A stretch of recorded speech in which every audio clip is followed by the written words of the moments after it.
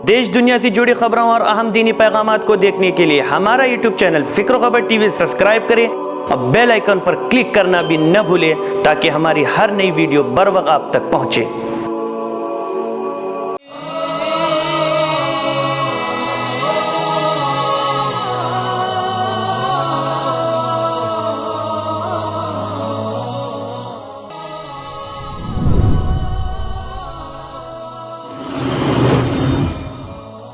नाज़रीन अस्सलामु अलैकुम व रहमतुल्लाहि व बरकातुह। मैं हूँ आपका मेज़बान और आप मेरे साथ देख रहे हैं फ़िक्र खबर की सच्ची बात।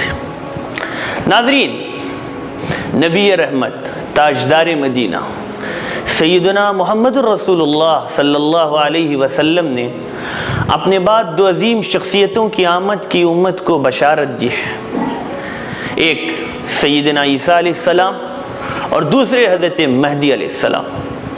और मुतअद्दिद अहादीस मुबारका में इन दोनों हज़रात से मुताल्लिक़ तफ़सीलात वज़ाहत के साथ बयान की गई है, जिनकी रोशनी में उम्मत के लिए इन दोनों हज़रात को पहचान कर झूठे मुद्दईयान को पहचानना आसान कर दिया गया। लेकिन इसके बावजूद कई ऐसे मुद्दईयान अब तक ज़ाहिर हो चुके हैं जिन्होंने अपने बारे में ये दावा किया कि वो मसीह मऊद है, महदी हैं।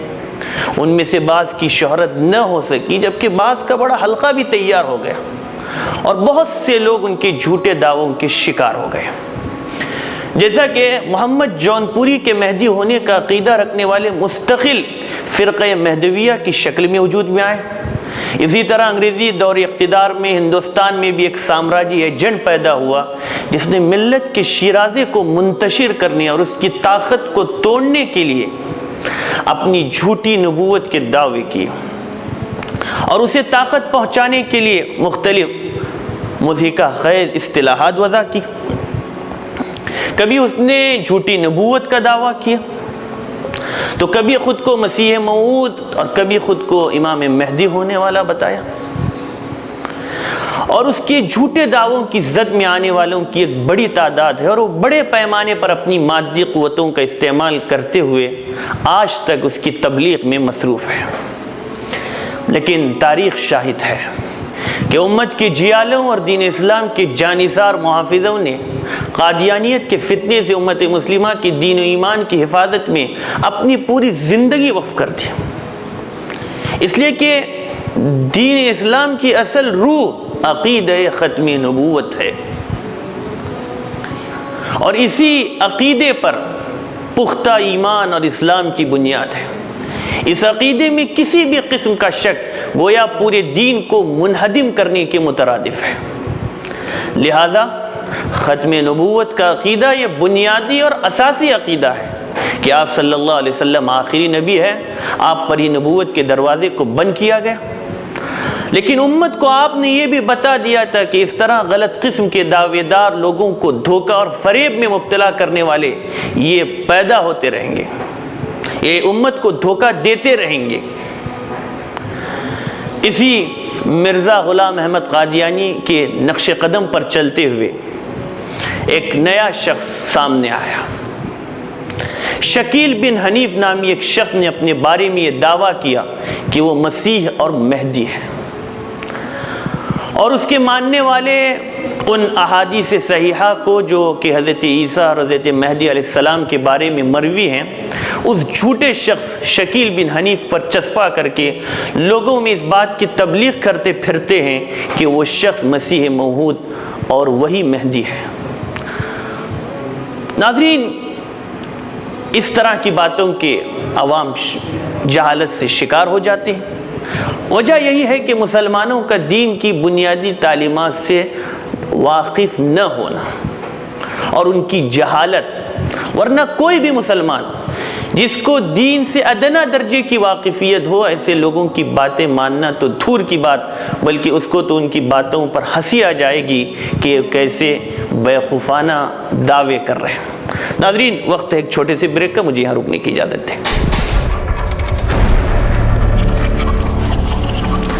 नाज़रीन, इस्तक़बाल है सच्ची बात में। शकील बिन हनीफ के बारे में तहक़ीक़ पर यह बात सामने आई कि एक दरभंगा बिहार का रहने वाला है اور اس کی علمی لیاقت یہ ہے کہ اس نے عصری ادارے میں تعلیم حاصل کی ہے، کمپیوٹر انجینئر ہے، ملازمت کی تلاش میں دہلی آیا اور یہیں پر وہ ایک دینی جماعت سے بھی وابستہ ہوا، لیکن ذہنی بگاڑ اور عہدے کی ہوس کی وجہ سے اس نے بعض بھولے بھالے جاہل مسلمانوں کو اپنا ہمنوا بنانا شروع کیا اور آہستہ آہستہ اپنے بارے میں طرح طرح کے دعوے کرنے لگا۔ یہ شخص 2004 سے اپنے گمراہ خیالات لوگوں میں پھیلا رہا ہے اور اس کی حامی اب کئی شہروں میں پھیل چکے ہیں۔ اس کے لوگوں کا طریقہ کار یہ رہا ہے کہ یہ خفیہ طور پر کسی نوجوان سے رابطہ کرتے ہیں۔ یہ نوجوان عام طور پر کسی کالج یا یونیورسٹی کا ایسا طالب علم ہوتا ہے جس کا کسی عالم، دینی جماعت یا دینی تنظیم سے کوئی رابطہ نہ ہو۔ یہ پہلے اس سے عام دینی گفتگو کرتے ہیں اور چونکہ اس فتنے کے تمام دائی اپنا حلیہ ایسا بنائے پھرتے ہیں کہ ان کو دیکھ کر ہر شخص یہی محسوس کرے کہ متبع سنت قسم کے دیندار نوجوان ہیں، اس لیے سادہ عوام اور ناواقف نوجوان ان سے بہت زیادہ متاثر ہو جاتے ہیں اور انہیں بہت زیادہ دیندار سمجھنے لگتے ہیں۔ اپنی بابت یہ تأثر قائم کرنے کے بعد یہ اپنے مخاطب سے علامات قیامت کا تذکرہ کرتے ہیں اور ان کا مصداق نئے انکشافات، نئی ایجادات اور معاصر دنیا کے بعض حالات و واقعات کو قرار دیتے ہیں۔ اس درمیان میں یہ بہت ہوشیاری کے ساتھ یہ کوشش بھی کرتے ہیں کہ اپنے مخاطب کے ذہن میں علماء کی تصویر ایسی بنا دے کہ ان کی کسی بات کی تصدیق علماء سے کرانے کی ضرورت نہ سمجھے۔ مثلا یہ کہتے ہیں کہ علماء کو ان علامات قیامت کا کوئی علم نہیں ہوتا، اس لیے کہ انہیں زمانے طالب علمی میں یہ حدیث پڑھائی نہیں جاتی۔ اس طرح کی باتیں سن کر لوگ ان کو دین کا ایسا ماہر بھی سمجھنے لگتے ہیں کہ جو علماء سے زیادہ دین کو جاننے والے ہوں۔ اس کے بعد انہیں باور کراتے ہیں کہ دجال کی آمد ہو چکی ہے۔ وہ امریکہ و فرانس کو دجال بتاتے ہیں اور کہتے ہیں رسول اللہ صلی اللہ علیہ وسلم نے ایک حدیث میں جو یہ بتایا تھا کہ دجال کی پیشانی پر کافر لکھا ہوگا، اس سے آپ کا ارشاد یہی دونوں ممالک تھے، اس لیے کہ جب ان دونوں کا نام ایک ساتھ لکھا جائے امریکہ اور فرانس تو بیچ میں کافر لکھا ہوا ہوتا ہے۔ دجال کی ایک آنکھ ہونے کا مصداق کو سیٹلائٹ کو قرار دیتے ہیں، یہ اور اس طرح کی اور کچھ باتیں کرتے ہیں اور بالآخر وہ نوجوان کو بیوقوف بنانے میں کامیاب ہو جاتے ہیں۔ ناظرین ذرا غور کریں، حضرت مسیح موعود اور حضرت مہدی کے سلسلے میں جو روایات وارد ہوئی ہے وہ اس کو 2-2-4 کی طرح واضح کرنے کے لیے کافی ہے۔ احادیث صحیحہ میں مسیح موعود کے بارے میں آیا ہے کہ وہ عیسیٰ ابن مریم ہیں جو بغیر والد کے محض قدرت خداوندی سے پیدا ہوئے، جنہیں دشمنوں کی سازشوں سے بچا کر بحفاظت آسمان پر اٹھا لیا گیا اور پھر وہ قرب قیامت میں آسمان سے اتریں گے۔ وہ دجال کو قتل کریں گے۔ اس وقت جس مشرک کو آپ کی سانس کی ہوا لگے گی وہ مر جائے گا اور آپ کی سانس اتنی دور تک پہنچے گی جہاں تک آپ کی نظر جائے گی۔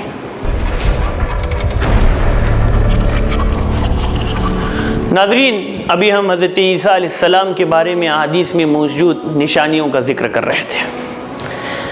احادیث میں یہ بھی موجود ہے کہ آپ کا نزول صبح کی نماز کے وقت دمشق میں سفید مینارے کے پاس ہوگا۔ مسلمانوں کی ایک جماعت اس وقت دجال سے مقابلے کے لیے تیار ہوگی۔ بوقت نزول لوگ نماز کی صفوں کو درست کر رہے ہوں گے، اس وقت اس جماعت کے امام حضرت مہدی ہوں گے۔ بہرحال اس سے واضح ہو جاتا ہے کہ مہدی اور مسیح دونوں الگ الگ شخصیتیں ہیں۔ حضرت مسیح 40 سال تک دنیا میں نزول کے بعد قیام فرمائیں گے۔ آپ دجال کو فلسطین میں باب لد کے پاس، جہاں اس وقت اسرائیل کا ایئرپورٹ ہے، وہاں وہ قتل کریں گے، اور آپ کے زمانے میں دولت کی فراوانی ایسی ہوگی کہ کوئی مال لینے والا نہ ہوگا، چیزیں سستی ہوگی۔ یہ اور اس طرح کی متعدد علامتیں احادیث مبارکہ میں ان کے سلسلے میں بیان کی گئی ہے، اور بغیر کسی غور و فکر کے بھی ایک عام انسان بھی ان چیزوں کو سن کر یہ فیصلہ کر سکتا ہے کہ جس طرح شکیل بن حنیف سے پہلے مسیح ہونے کے دعویدار مرزا غلام احمد قادیانی جیسا مردود، اس میں ایک علامتیں بھی نہیں پائی گئی اور وہ جھوٹا قرار دیا گیا، اسی طرح اس جھوٹے شکیل میں بھی ان علامتوں میں سے کوئی علامت نہیں پائی جاتی۔ وہ ابن مریم نہیں بلکہ ابن حنیف ہے۔ وہ آسمان پر نہ کبھی اٹھایا گیا اور نہ دنیا کے کسی علاقے میں آسمان سے اترا ہے، بلکہ عام انسانوں کی طرح پیدا ہوا ہے۔ نہ ہی اس کا حلیہ مسیح موعود جیسا ہے، اور نہ اسے دجال اور دجالی طاقت سے مقابلہ کرنے کا موقع ملا ہے۔ وہ جس دور میں اپنے فتنوں کو پھیلا رہا ہے اس میں لوٹ مار کا بازار گرم ہے، اور مال کے اتنے لوگ حریص ہو چکے ہیں کہ انہیں شمار نہیں کیا جا سکتا، اور چیزوں کی مہنگائی نے تو عام انسانوں کی کمر توڑ کر رکھی ہے۔ دوسری طرف حضرت مہدی کے بارے میں آپ صلی اللہ علیہ وسلم کے ارشادات احادیث کی کتابوں میں موجود ہے کہ آپ حضرت فاطمہ کی اولاد سے ہوں گے، مدینہ طیبہ کے اندر پیدا ہوں گے، والد کا نام عبداللہ ہوگا اور ان کا اپنا نام محمد ہوگا اور لقب مہدی۔ وہ کئی لڑائیوں میں مسلمان فوجوں کی قیادت کریں گے، وہ 40 سال بعد خلیفہ بنیں گے اور 7 سال خلیفہ رہیں گے۔ یہ اور اس طرح کی بے شمار چیزیں ان کے سلسلے میں بھی احادیث کی کتابوں میں بیان کی گئی ہے۔ جب ان احادیث کو آپ سامنے رکھیں گے اور جب دوسری طرف ان جھوٹے مکار کی آپ زندگیوں پر نظر ڈالیں گے تو ہر آدمی فیصلہ کر سکتا ہے کہ یہ کس درجے کے بیوقوف، جاہل اور مکار قسم کے انسان ہیں۔ ناظرین، بہرحال ایک مسلمان ہونے کے ناطے ہماری یہ ذمہ داری ہے کہ ہم اپنے بھائیوں کو اس فتنوں سے آگاہ کریں، اور اس فتنے کے مقابلے کا ایک طریقہ یہ ہے کہ ہر علاقے کی تمام مساجد میں جمعہ کی نماز کے موقع پر اس سلسلے میں گفتگو کر کے لوگوں کو ان کے فتنوں سے آگاہ کیا جائے۔ اسی طرح ہم ان لوگوں کو فتنے سے آگاہ کر سکتے ہیں جن کو اس فتنے کے داعیان اپنا مخاطب بناتے ہیں۔